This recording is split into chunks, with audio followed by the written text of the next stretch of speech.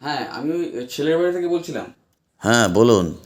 হ্যাঁ, আমি ঠিক করলাম আপনার মেয়ের সঙ্গেই আমার ছেলের বিয়েটা দেবো আর কি, বুঝতে পেরেছেন? তো ওই জন্যই ফোনটা করলাম।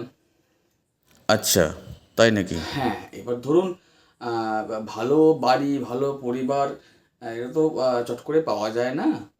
সেটাই তো বলছি, আমাদের মতো ভালো বাড়ি কি আর পাবেন কোথাও? এত ভালো বাড়ি, এত ভালো সম্বন্ধ কোথায় হ্যাঁ, পাবেন? ওই আপনাদের ফ্যামিলির কথাই বলছি আর কি আমি। ও আচ্ছা আচ্ছা আচ্ছা আচ্ছা। হ্যাঁ, হ্যাঁ, হ্যাঁ, হ্যাঁ, হ্যাঁ। এই আপনার মেয়ে যেন কি করে একটা? আমার মেয়ে হাই স্কুলের টিচার। ও, স্কুল টিচার। আচ্ছা, আচ্ছা, আচ্ছা, আচ্ছা। আপনার ছেলে কি করে? আমার ছেলে? হ্যাঁ, আমার ছেলে ওই সরকারি কাজ করে। বাহ, তাহলে তো বেশ, দুজনে সরকারি চাকরি না, না, করছেন। সরকারি চাকরি নয়। ওই অমিত সরকারের দপ্তরে ওই খাতাপত্র লেখে আর কি। অমিত সরকারটা আবার কি? অমিত সরকার মানে ওর মালিকের নাম আর কি। সে কি হ্যাঁ, হ্যাঁ, মশাই! হ্যাঁ, হ্যাঁ। আর হ্যাঁ, কোম্পানিতে খাতা লেখার কাজ করে? হ্যাঁ, তো ওই পন্টন একটু নিয়ে কথা বলে নেওয়া যাক। হ্যাঁ হ্যাঁ, তাহলে আমি বলি।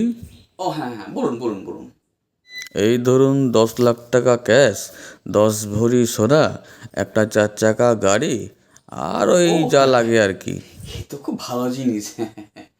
এর মধ্যে ম্যানেজ করা যাবে তো নাকি? হ্যাঁ, এখন বিয়ের যা খরচা, 10 লাখ টাকায় ম্যানেজ করে নিতে হবে আর কি, চালিয়ে নেবো আর কি। চালিয়ে নেবো কি মশাই? হ্যাঁ, ওটা আপনাই দেবেন আমাদেরকে। সে কি মশাই, বিয়েতে তো বর পক্ষকে পণ দেয়। সেটা কেমন বর তার উপর ডিপেন্ড করছে। আমার মেয়ে সরকারি চাকরি করে। সোজা কথায় বলুন না যে আবার মেয়ে ছেলের সঙ্গে বিয়ে দেবেন না। বিয়ে দেওয়ার মতো ছেলে খুঁজে পেলেই বিয়ে দেবো, সেরকম ছেলে পাচ্ছি কোথায়? এত ভালো সম্বন্ধ কিন্তু হাতছাড়া করে ফেললেন। নিজেরটা আমার করে উপর রাখলাম। চাপাচ্ছেন।